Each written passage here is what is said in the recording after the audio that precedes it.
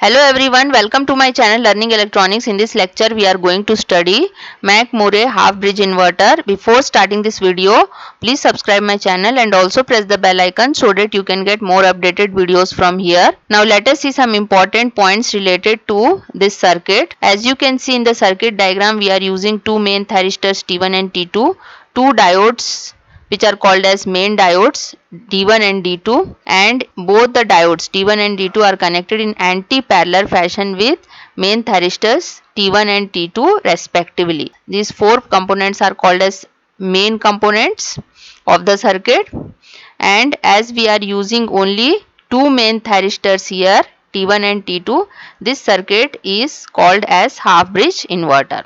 In this circuit, we use the current commutation process to turn off the main thyristors T1 and T2. The force commutation circuit which is used in this Mac-Murray half bridge inverter consists of two auxiliary thyristors T1A T2A, two auxiliary diodes D1A D2A, then it consists of damping resistor RD, capacitor C and inductor L. So these all components combinedly form the force commutation circuitry of the Mac-Murray half bridge inverter. Here also you can see both the auxiliary diodes D1A and D2A are again connected in anti-parallel fashion with this auxiliary thyristor T1A and T2A. Here one more inductor is used which is represented as L1.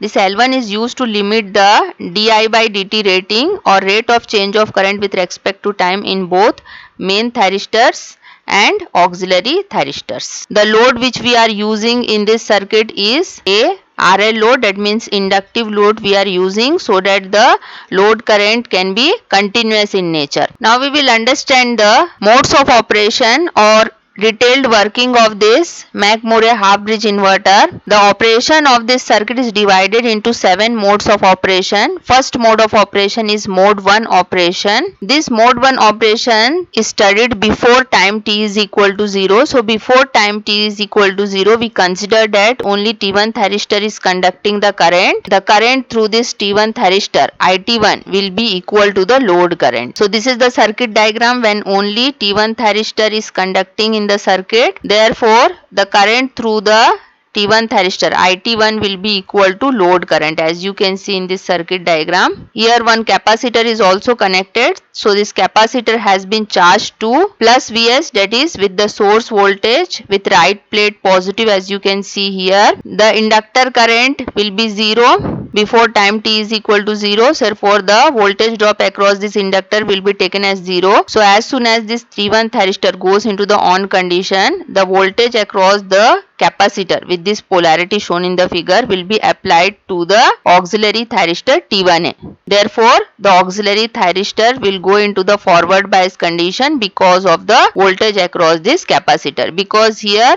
the P side of this T1A thyristor is coming. So towards the P side the positive polarity of this voltage is coming, and towards the N side the negative polarity of this VC voltage is coming. Therefore, this T1A will go into the forward bias condition as soon as this T1 thyristor goes into the on condition. Now we will see the output waveform for mode number 1 operation. This is mode number 1 operation. During mode number 1 operation, the load current will be continuous only because we are using an inductive load. So we are considering that the load current is continuous in nature. And as we have discussed in the mode number 1 operation, the thyristor 1 current IT1 will be equal to load current I0. The capacitor has charged with a voltage of plus Vs, but it is not getting any discharging path. So the capacitor current will be equal to 0 in the mode number 1 operation. Diode D1 and D2 is not conducting in this mode. Therefore, the current through the diode D1 and D2, ID1, ID2 will be equal to 0. And the voltage across the capacitor will be held at positive of Vs, that is equal to positive supply voltage Vs, because it is not getting any path for discharging.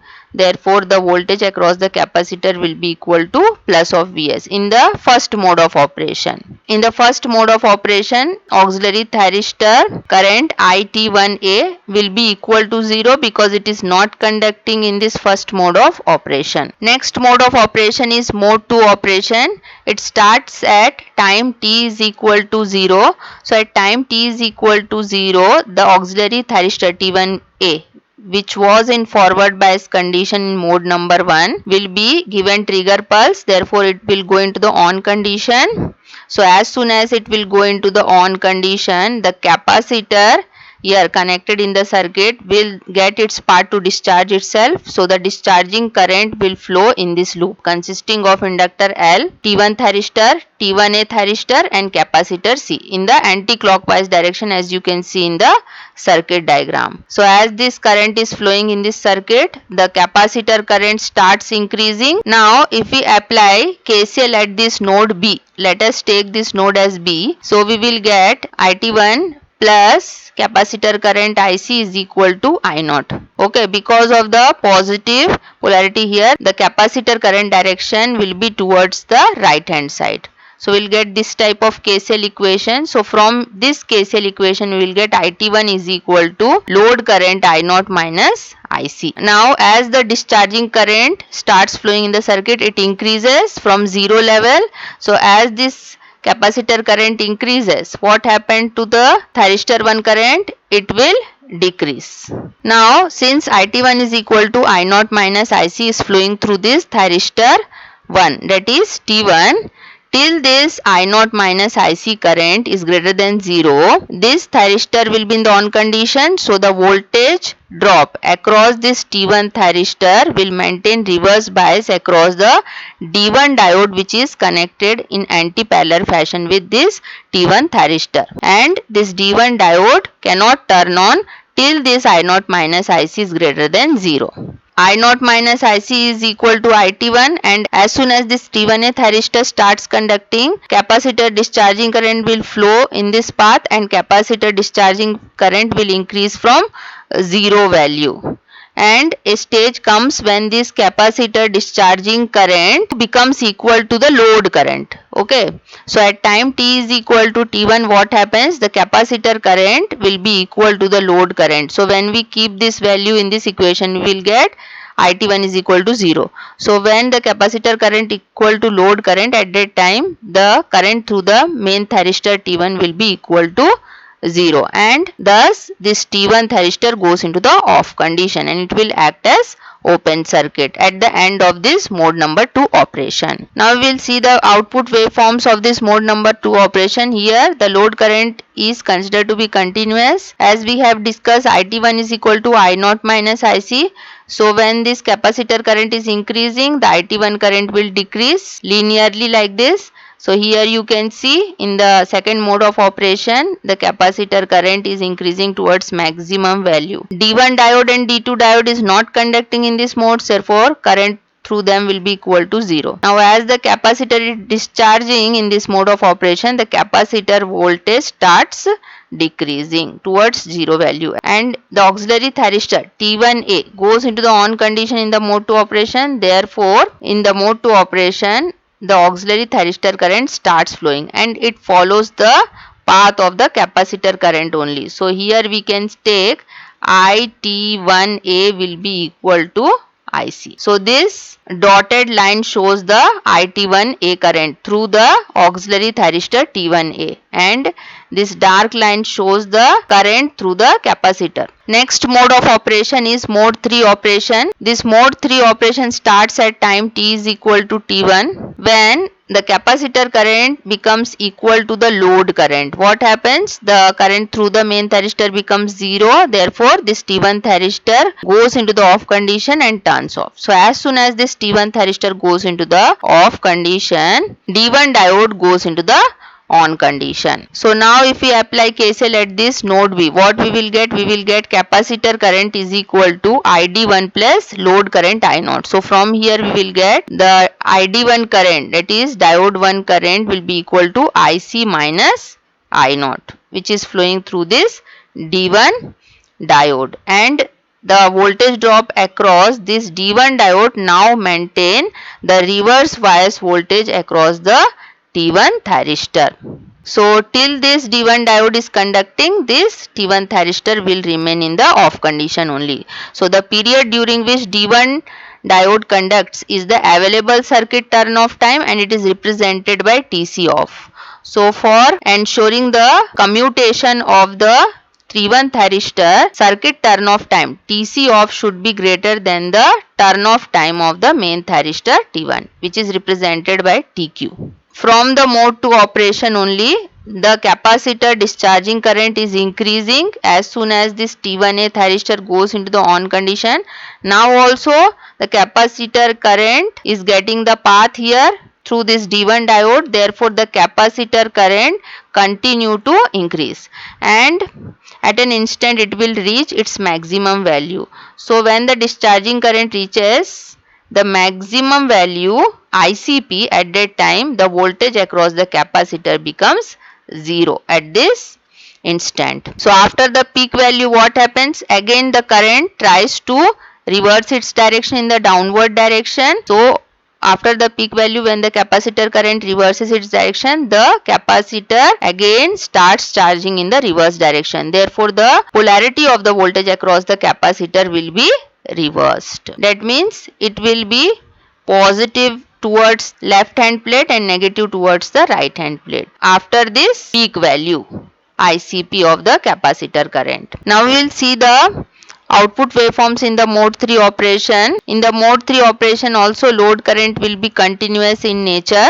T1 thyristor goes into the off condition in this mode 3 operation, therefore current through the T1 thyristor will be equal to 0. In this mode of operation, the capacitor discharging current increases to a maximum value, that is equal to ICP. So at this maximum value, the capacitor voltage becomes 0. And D1 diode current is equal to IC minus I0. So this curve will follow IC minus I0.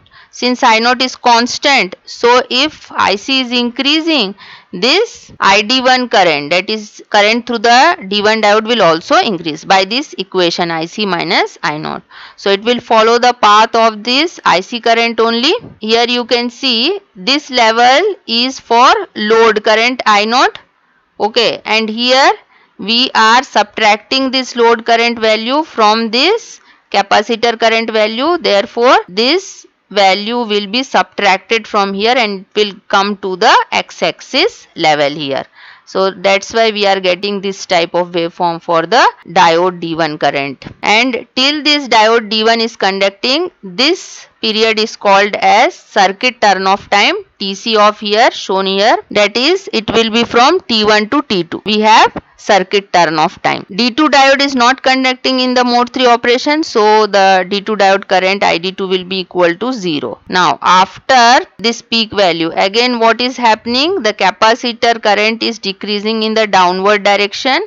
So the capacitor will charge in the reverse direction with opposite polarity voltage. So again in the reverse direction, the capacitor voltage after reaching to 0 will increase in the reverse direction, as you can see. In this mode of operation also, the auxiliary thyristor current IT1A is flowing and it is following the capacitor current path only in the third mode of operation also. Next mode of operation is mode 4 operation. At time t is equal to t2, this mode 4 operation starts. In this mode 4 operation, what is happening? The capacitor current is dropping, that means it is decreasing, and when the capacitor current decreases to a value equal to the load current in the reverse direction, what happens? This value of diode current becomes 0 because IC minus I0 will be equal to 0. So diode current will also be equal to 0. So as soon as the current through the D1 diode goes to 0, this D1 diode becomes off. So this is the circuit diagram when D1 diode and T1 thyristor both in the off condition, only auxiliary thyristor T1A is conducting in the circuit. So at time t is equal to T2, the load current I0 continues to flow through the capacitor and inductor as the charging current. So because the charging current is still flowing in the circuit, the capacitor will continue to charge in the reverse direction. Therefore, we will get more voltage than the supply voltage across the capacitor in this mode of operation. So, due to the constant load current, capacitor will be further linearly charged. So, at time t is equal to T3, that is at the end of this mode 4 operation, what is happening? The capacitor voltage becomes slightly more than the source voltage. So, as soon as the capacitor voltage Vc becomes greater than the source voltage, then the D2 diode connected will go into the on condition. Now we will understand the output waveforms in the mode 4 operation. Here also the load current is continuous. In the mode 4 operation, IT1 current will be 0 because T1 thyristor is not conducting in the fourth mode of operation. D1 diode goes into the off condition in the fourth mode of operation, so D1 diode current will be equal to 0. D2 diode is also not conducting, therefore D2 diode current ID2 will also be equal to 0 in fourth mode of operation. Now as we have discussed, the capacitor voltage will decrease more than the supply voltage in the reverse direction in the fourth mode of operation. So as soon as the capacitor voltage becomes slightly more than the supply voltage at this point, what happens? D2 diode starts conducting at this point. So here we are getting the curve for the D2 diode, and here also the auxiliary thyristor current IT1A will follow the path of the capacitor current because the capacitor current will be equal to IT1A current here. Next mode of operation is mode 5 operation, and it starts at time t is equal to T5. So as we have discussed, at time t is equal to T5, when the capacitor voltage becomes slightly greater than the source voltage, the D2 diode gets forward biased and starts conducting. So this is the circuit diagram when D2 diode starts conducting. So this circuit consists of two voltage sources, T1A auxiliary thyristor, capacitor C, inductor L, and D2 diode. In this circuit, the load current is maintained by the inductive load because we know that inductor is a energy storing device. So as here the inductive load is used, therefore due to the inductive load, the load current is maintained in the fifth mode of operation. And as this load is providing the energy to the source, the voltage across the load polarity will be reversed here, that is minus on this right hand side point and plus on this left hand side terminal, as you can see in this diagram here. So the source is receiving energy from the load here. Here also the capacitor current continues to flow, therefore the capacitor voltage further increases in the reverse direction. Now if we apply KCL at this node B, we will get ID2 current is equal to I0 minus IC, or we get load current is equal to IC plus ID2. So from here we will get I0 minus IC is equal to ID2. So from this equation we can see if the capacitor current is decreasing, what will happen? The ID2 current will increase. At time t is equal to T4, the capacitor current falls to 0. When the capacitor current falls to 0, what happens? The diode D2 current will be equal to the load current here. The capacitor voltage reaches its maximum value, which is equal to VCP. And after reaching the 0 value at Vc is equal to VCP, the capacitor current again reversed in the downward direction and it will follow a curve. Due to the reverse voltage drop across this capacitor, the auxiliary thyristor T1A turns off. Here you can see this positive polarity of this capacitor voltage is coming towards the end side of this T1A thyristor.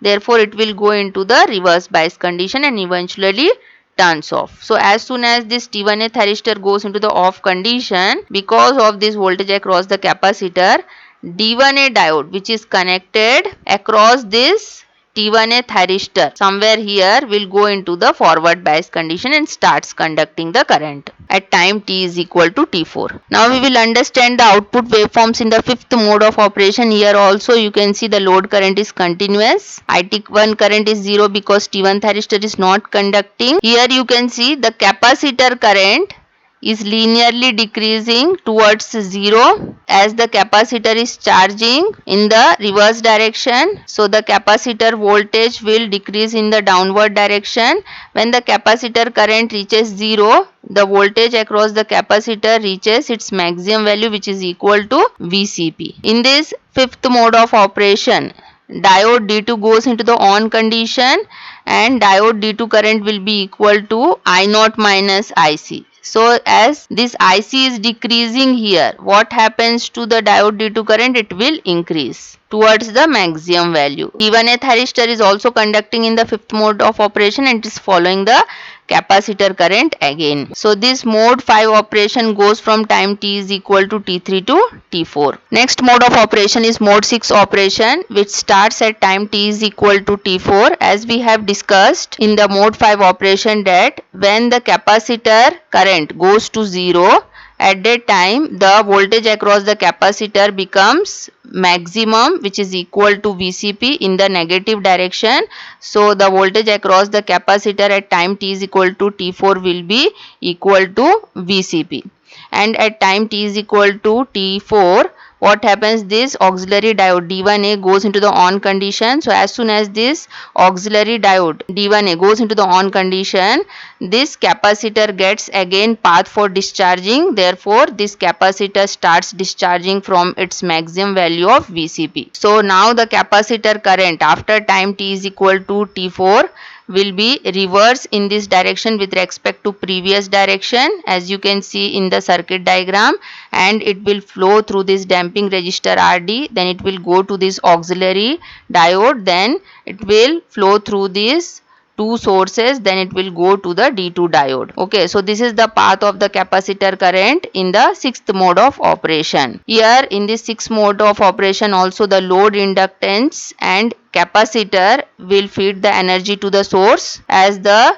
load has stored already energy in it, so it is releasing the energy in this mode of operation also. The capacitor discharging current is flowing, so it will rise initially, then it will go to 0 at time t is equal to t5. That means it will follow a curve in the downward direction like this. First initially it will increase from 0 value, then again it will decrease to 0 value following a curve. Now if we apply KCL at this node B, we will get the diode D2 current ID2 is equal to IC plus I0.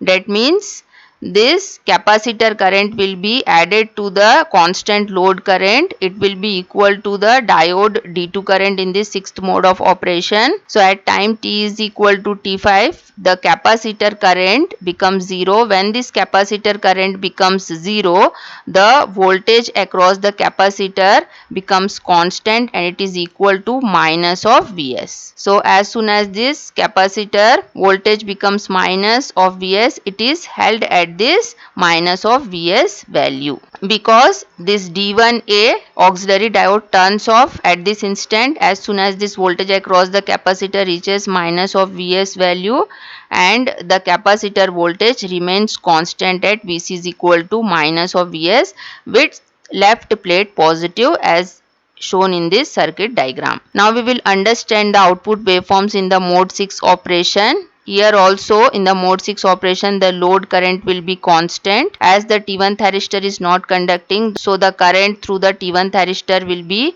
equal to 0 in the sixth mode of operation. You can see the sixth mode of operation goes from time t is equal to t4 to t5. At time t is equal to t4, the voltage across the capacitor is maximum in the reverse direction, which is equal to VCP, and after reaching the maximum value, D1A auxiliary diode goes into the on condition. As soon as the D1A diode goes into the on condition, the capacitor starts discharging through D1A diode. So the capacitor voltage starts decreasing and capacitor discharging current starts increasing. So at time t is equal to t5, the capacitor current goes to 0 and this capacitor current will follow a curve. As soon as the capacitor voltage reaches minus of Vs, the auxiliary diode D1A goes into the off condition. When it goes into the off condition, the capacitor voltage is maintained at constant level of minus Vs.